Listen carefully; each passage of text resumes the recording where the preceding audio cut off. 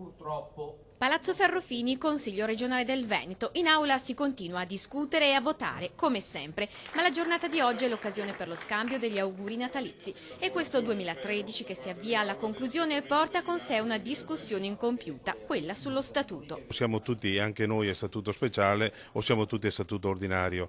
Fin qui tutti d'accordo, ma sarà autonomia o indipendenza? Quali il referendum da proporre ai veneti? Il progetto di legge firmato da Carlo Tesserino e Costantino Toniolo, ovvero PDL Nuovo Centrodestra, propone di chiedere ai veneti: vuoi uno statuto speciale? Per non incappare in un referendum altrimenti incostituzionale come quello proposto dal governatore sull'indipendenza del Veneto. Non è un preciso obiettivo dei veneti. Ovvio che stante la situazione e vedendo continuamente che siamo salassati, si viene da pensare anche a questo. Oggi ci sono i veneti che hanno chiesto alla regione un referendum per vedere cosa vogliono fare i veneti, per l'indipendenza del Veneto. Il gruppo Forza Italia in Consiglio regionale voterà a favore per fare il referendum. L'ok dunque arriva anche da Forza Italia, la Lega però strappa.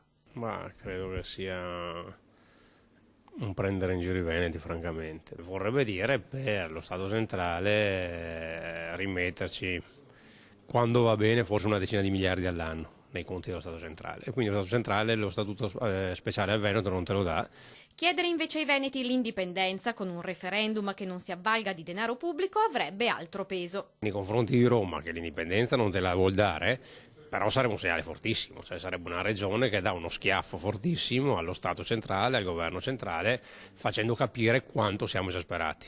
L'altro referendum è una cosa ridicola. Sulla questione interviene anche Cacciari, che boccia l'intera questione. Non possono pensare di essere rappresentati da persone che parlano di indipendenza del Veneto, di statuto speciale per il Veneto o fandonie di questo genere, da gente che fa demagogia o promesse a vanvera.